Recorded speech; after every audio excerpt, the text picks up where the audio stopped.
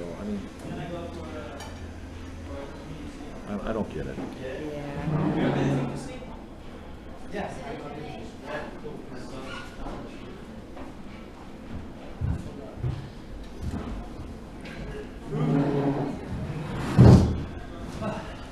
Okay, ladies and gentlemen, thank you very much for joining us. We're pleased to be joined by our DPI and overall winners here in this afternoon's Imsa WeatherTech Sports Car Championship Chevrolet Sports Car Classic.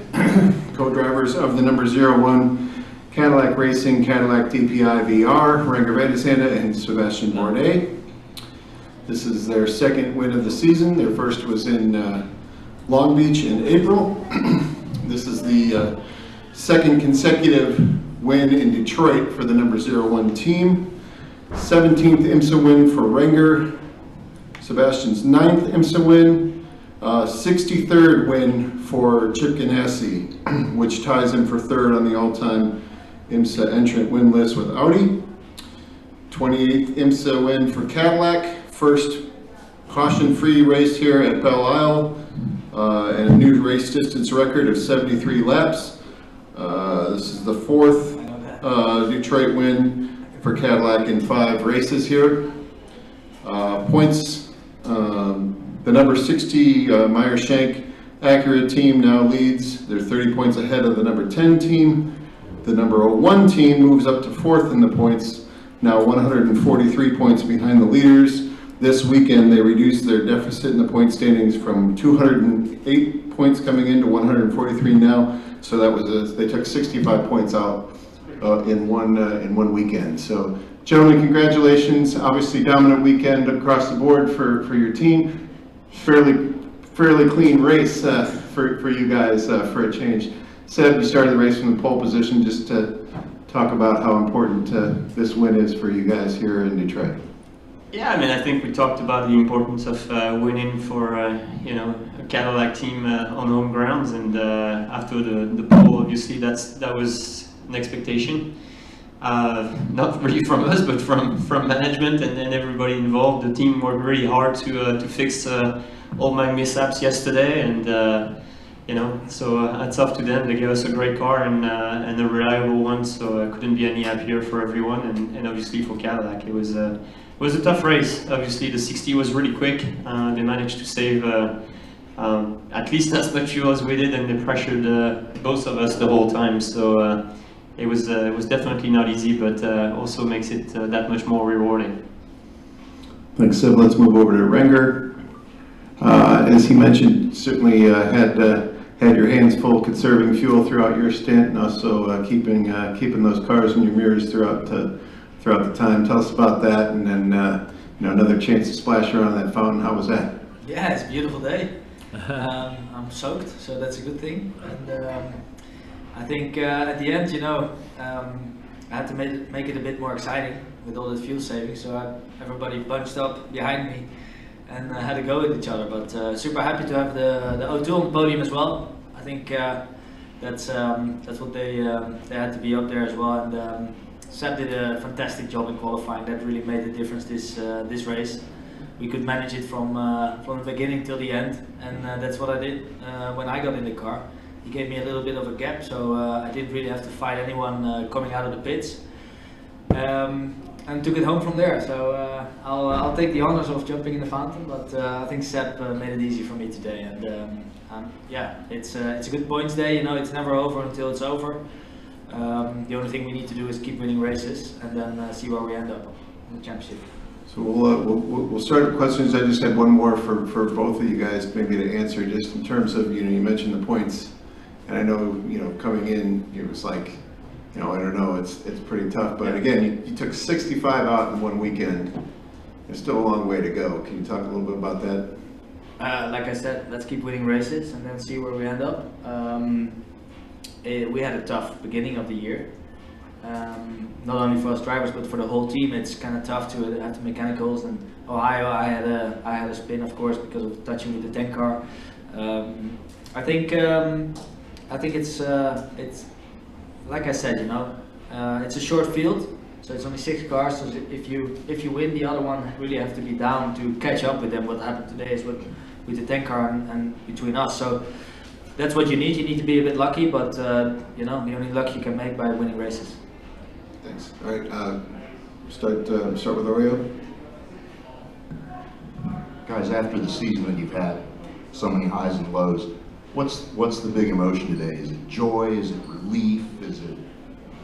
Yeah, I think it's joy, honestly. You know, obviously we've had our very fair share of tough luck, and you know, we had won race so far, and to win this one on the last at Belle Isle, and you know, in front of all the Cadillac fans and execs and on home grounds, it's very much an achievement that we all wanted to get in our bracket this year, and you know, it was the second one for the 01, so couldn't be any happier. It's just been a strong weekend, despite, as we talked about, you know, just a very unfavorable, you know, BOP. So when you manage to pull that off on a day that obviously is not an automatic, I think, you know, you could tell I was pushing really hard all weekend. We bounced off of walls. We had to, I think, overdrive the cars to kind of get where we were, both in qualifying a bit and in the race.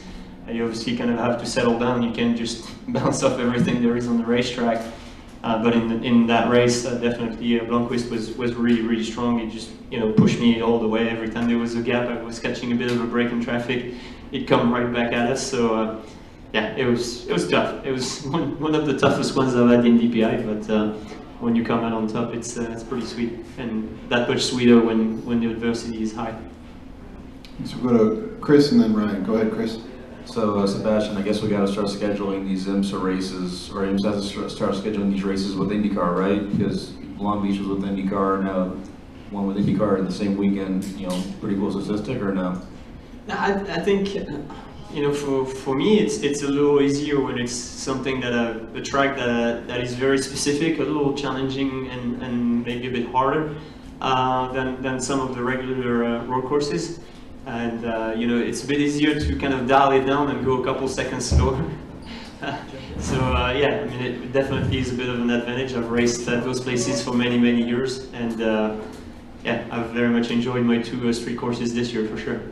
And Ranger, you didn't have to deal with, you know, the incident earlier at Long Beach. There was no incident today. You know, no win's ever easy, but was it a little bit not as difficult this time around? Oh, it's never easy to win, like you say. I think Seb dented the car quite heavily on all sides during practice and qualifying to make this happen. I think that's what made the difference, because I don't think we had the upper end on pure speed compared to Acuras, and they were right up there in qualifying. And I think that's the reason. But I mean, I just managed the rear. I looked at the mirrors the whole time. I just had to save fuel whenever I can, and when I had a big gap, I just gave it away by saving fuel and then pushing the corners. But obviously, if they would have been in front of me, I don't think I would have won today. So that's it. Ranger, how do you balance, you know, lifting and coasting to save enough fuel, but not lifting and coasting too much that would create an opportunity for somebody behind you to make a move? You know, is there a certain distance that you have in your head that, okay, they're that far back, I could probably lift and coast here? Yeah, and it depends on the corner, of course. So into turn one, they can't overtake you, so you can't really lift and get them close. But then on the exit, you need to be well for turn three, where they can overtake you. But if you have a gap into turn three on the back straight, you just look at it and see what you can do on the lift and coast. But yeah, it depends on the corner a lot. Yep. Are there additional questions for Seb or Ringer? I know those guys, they got to get to Le Mans, so Plane ticket. if they're good, we'll let them. We had the slide. shower already, so. Let them slide out. And we'll roll into our GT. W2 slot. Congratulations, guys. Thank you, guys. So we're pleased now to be joined. Maybe if you want to bounce over one more seat or so, or whatever. We have our GTD class winners here at the Chevrolet Sports Car Classic, co-drivers of number 17 Vassar Sullivan Lexus RCF GT3, Kyle Kirkwood and Ben Barnicoat. First IMSA win for both drivers, sixth win in IMSA competition for the Vassar Sullivan team, and their first win of the season. GTD points, Stephen McAleer is up 34 points over Jan Hanlon and Ryan Hardwick. For Ben and Kyle, this was pretty much their first GTD class start of the year, so they're not really in it for the championship, but they did really have a good run here today. So, gentlemen, congratulations. Kyle, why don't you start us off? You started the race from the pole. Really good Friday, Saturday didn't start off quite so good, but here you are on top of the podium. Just tell us about it. Yeah, well, we made it through with that one. That race, the race at the beginning, we actually got past by the time we hit the throttle, which was it was a bit weird for me. It's weird starting on the pole in the middle of a pack. That's all new, but I mean, we just raced smart, raced clean, and saved as much fuel as I possibly could, which put us in a position to do an overcut. The overcut worked perfectly. Awesome job by the guys in the Vassar Sullivan group having a very speedy pit stop. Got us out there in the lead. As everyone knows, track position is crucial around this place, especially in the GTD car. And we're fortunate enough to just stay up there. Obviously, Ben did a fantastic job keeping it in the lead and just driving away with it. And nothing more than that. We just really got the position back on pit strategy. So hats off to the boys in the number 17 pit. So Ben, over to you. I mean, from the outside it looked kind of easy, but I'm sure it wasn't. Outside. So yeah, I mean, obviously plan A was for Cal to go off the pole, get a big gap and make it easy for me, and then we got jumped at the start, as he said. A bit unfortunate there. He did everything he could, saved a lot of fuel, which meant we had a quicker pit stop than everyone and gave me the lead. From there, it wasn't easy initially.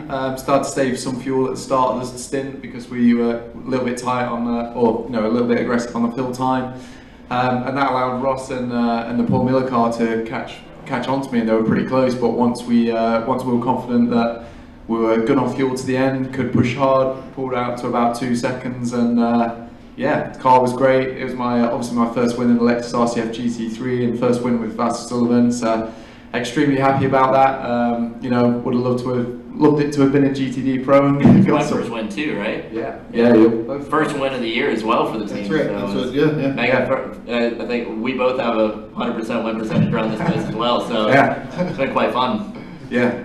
So it's been a mega day. Hats off to the team. They gave us this one, and obviously thinking of Jack Hawksworth, who I'm kind of happy that I got to stand in and get the win here. But, hoping he gets better soon. Go ahead and open it up for questions again. Go ahead, Chris. I can hear you. All right, cool. Kyle, correct me if I'm wrong, all of your prior wins came in junior categories, so this will be your first professional racing win, right? Yes, that would be correct, yep. So how different does this win feel compared to all the others beforehand? It's completely different. It's with a team that we've been pushing so hard for a while now to get a win. As everyone knows, the GTD field is absolutely stacked, especially for the pro drivers. And it's been phenomenal. I think this one really hits home with the team because this is my first win with them, and I've been with them for a while now. We've had a lot of misfortune, and this one feels good to at least break the ice and get our first win, and I hope there's going to be many more here in the short future. Ben, was it difficult getting adjusted to the circuit? No, to be honest, I've slotted right in. End of FP1 was already just as quick as my teammates, and from there we was able to chip away with the car, and it's not an easy track because it's super bumpy, but slotted right in. The car was handling great, and amazing to get the job done. Get the first win for the team this year. Kind of on a different note, Kyle, earlier today you're running the Foyt car, Chevy, Firestone, all that stuff. Now you're in Michelin tires, Lexus. It's difficult to kind of compartmentalize, okay, I got to say this thing for this series and this thing for this series when there's interviews and other things like that. It's on, like I said, I think for the past couple of days now, it's so vastly different that it's just two completely different mentalities. So it's been quite an easy transition. I'd say probably the first lap or two is a strange transition, but afterwards it's just like, okay, I'm back in a GT car, okay, I'm back in an Indy car after about 2 laps. So maybe that had something to do with probably my terrible start of a lap where we lost a lot of time to whoever it was in the Aston who passed me, and then lost some time fighting with the BMW. But as soon as I got into a rhythm, everything was good. The stuff outside of the car, you got to think Lexus, you got to think Michelin, not Firestone, not Chevrolet, not any of the other. It's pretty easy, to be honest. It's only a few things, and I'm used to saying it at GTD races other places, and just going back and forth. completely two different mentalities. That fortunately, I've been able to kind of switch everything off and on how I need. Turn up to David. Kyle, I mean, I know you've talked about this some already, but can you just go over what the challenge or what was going on with your hand or wrist during the race? How tough was that? So it wasn't an issue in the GT race.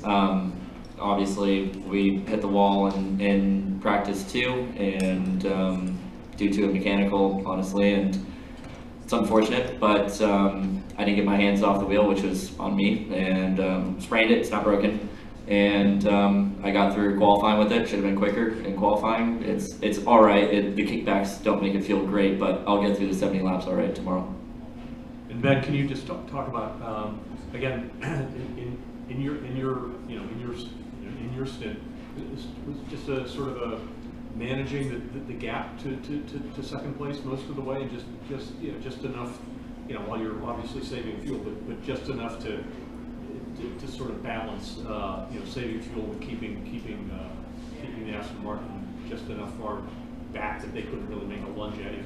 Yeah, that was exactly it. The start of the stint, as soon as I had a bit of a buffer, was just managing to keep that gap, because we only took left side tyres as well. So not only was managing fuel, managing the tyres as well. And then it got pretty tight in the middle where I had a few laps of bad prototype traffic, and they ganged up on me fairly hard, and that allowed Ross to come right on me, and from there I had to drop the hammer a bit, kind of scrap the fuel saving for a little while, build that buffer out, and then that was what we needed to get the win. So yeah, it was I'd like to say it's straightforward. It wasn't. To win a race is never easy. You have to have a great group of people around you, and that's exactly what we had today. Were you surprised by how far ahead you were when you came out of the pits? Yeah, it was obviously we were, well, yes and no. Obviously, we knew Carl had been saving a lot of fuel behind the Aston, and we know we've got the best pit crew in the whole of the field. The Russ Sullivan guys have been the best all year, whether it be in GTD Pro or GTD, and they came out A-star again for us today. So huge thank you to them. Any additional questions? Okay, gentlemen, congratulations. Thank you. Best of luck tomorrow, Kyle. Thank you. So